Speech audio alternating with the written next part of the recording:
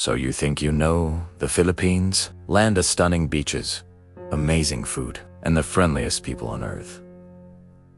But beneath that sunny exterior lies a history that's as dramatic and epic as any blockbuster movie. We're talking ancient kingdoms, brutal conquests, revolutionary heroes, and a fight for freedom that has defined a nation. Ready to dive deep? Let's uncover the entire history of the Philippines.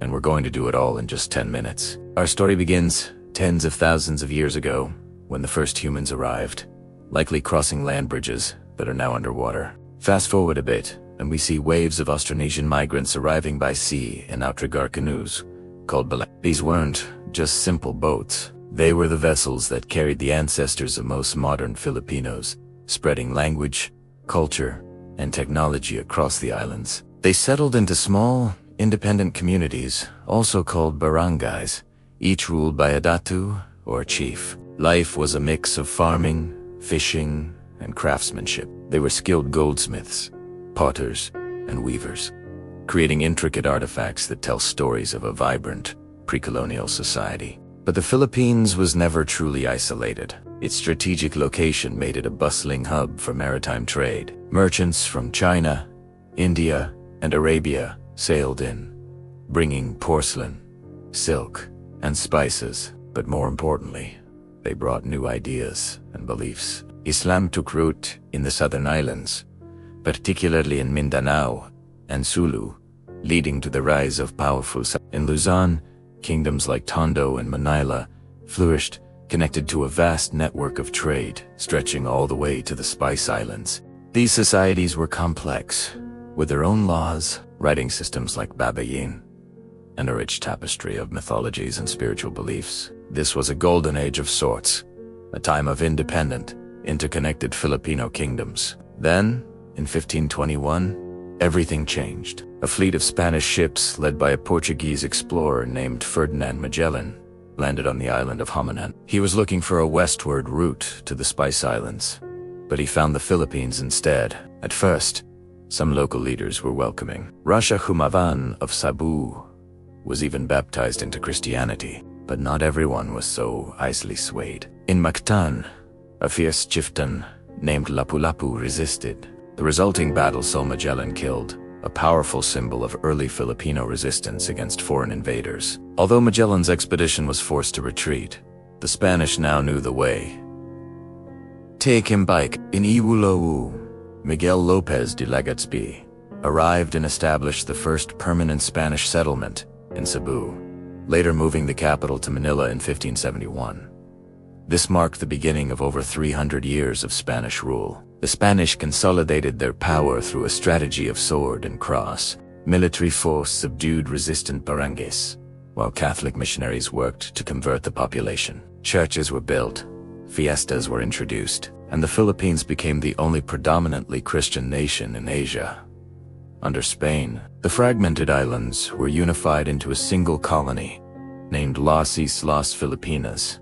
After King Philip II, a new social structure emerged, with Spanish-born peninsulares at the top, followed by Spanish people born in the colonies, or insulares, then the mixed-race mestizos, and finally, the native population, called Indians. The economy was reshaped by the galleon trade, a massive commercial route connecting Manila with Acapulco, Mexico. Silver from the Americas was traded for silk, porcelain, and other Asian goods, making Manila a global commercial center. But this wealth rarely trickled down. The Filipino people were subjected to forced labor, heavy taxes, and land seizures, sparking over 100 revolts throughout the Spanish era. These uprisings were often localized and easily crushed, but the spirit of resistance never died. By the late 19th century, a new kind of resistance was brewing. A generation of educated Filipinos, known as the Ilustrados, began to demand reforms. The most famous of them was Jose Rizal,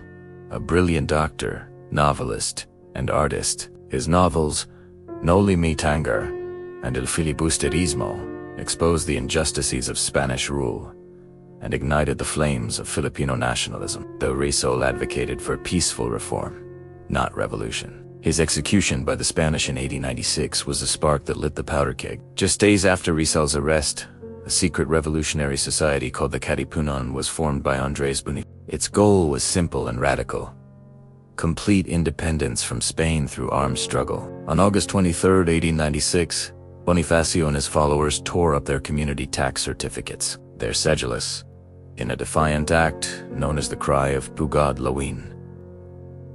The Philippine Revolution had begun. The fight was bloody and heroic, with revolutionaries like Emilio Aguinaldo leading successful campaigns against the Spanish. By 1898, the Filipino revolutionaries had the Spanish cornered in Manila and were on the verge of declaring a true, independent republic. But a new player had entered the game: the United States. The Spanish-American War broke out, and the U.S. Navy, under Commodore George Dewey, sailed into Manila Bay and obliterated the Spanish fleet. The Filipino revolutionaries, initially seeing the Americans as allies, declared independence on June 12, 1898, with Aguinaldo as president. The first Philippine Republic was born, with its own flag, anthem, and constitution. It was a monumental achievement, the first constitutional republic in Asia. However, the dream of freedom was short. In the Treaty of Paris, Spain sold the Philippines to the United States for $20 million, without any Filipino consultation. The supposed allies had become the new colonizers. Betrayed, the Filipinos turned their guns on the Americans, beginning the brutal Philippine-American War in 1899. The war lasted 4 years and was devastating, costing hundreds of thousands of Filipino lives, mostly civilians. Despite fierce resistance, the superior firepower of the American military eventually prevailed. American rule brought significant changes. They introduced a public education system, improved infrastructure and public health, and established a more democratic form of government, albeit one still under American control. English became a primary language of instruction and government, profoundly shaping Filipino culture. While the Americans prepared the Philippines for eventual self-governance, the desire for true independence never faded. Leaders like Manuel Quezon and Sergio Husmiga campaigned tirelessly in Washington, D.C. for freedom. Finally, in 1934, the Tidings-McDuffie Act was passed, promising independence after a 10-year transitional period under a Commonwealth government. In 1935, Manuel Quezon was elected president of the Philippine Commonwealth. The finish line was in sight. Then, disaster struck again. In December 1941, just hours after the attack on Pearl Harbor, Japan invaded the Philippines, plunging the country into World War II. American and Filipino forces, led by General Douglas MacArthur, fought a valiant but doomed defense, culminating in the fall of Bataan and the infamous Bataan Death March. For 3 years, the Philippines suffered under a brutal Japanese occupation, but the Filipino spirit of resistance endured. Guerrilla fighters bravely harassed the Japanese forces throughout the islands. In 1944, MacArthur made good on his famous promise: "I shall return," landing with Allied forces in Leyte. The ensuing battle for liberation was one of the most destructive of the entire war, leaving Manila in ruins. After the horrors of war, the promise of freedom was finally fulfilled. On July 4, 1946, the United States officially recognized the independence of the Philippines. The Philippine flag was raised, alone and triumphant. But the new republic faced enormous challenges. The country was devastated, the economy was in shambles, and political turmoil was rampant. The post-war years were marked by reconstruction, political dynasties, and social unrest. The 20th century saw the Philippines navigate the complexities of being a young nation. The presidency of Ferdinand Marcos began with promise but descended into a 20-year rule that included 9 years of martial law. This period was defined by corruption, curtailed freedoms, and human rights abuses. The opposition, led by figures like Benigno Ninoy Aquino Jr., was suppressed. Aquino's assassination in 1983,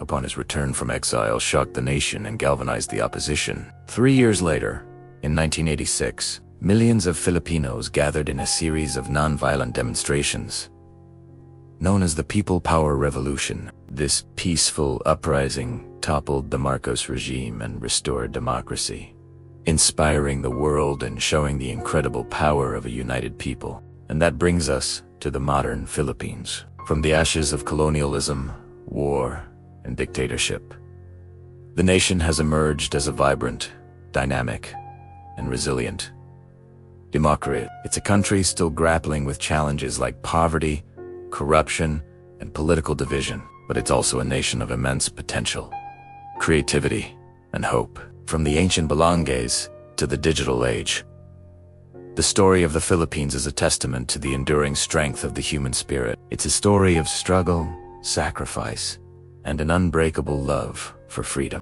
What an incredible journey, from ancient chiefdoms and sultanates, through centuries of colonization, revolution, and war, to the vibrant republic it is today. The history of the Philippines is a powerful reminder that a nation's story is written by its people.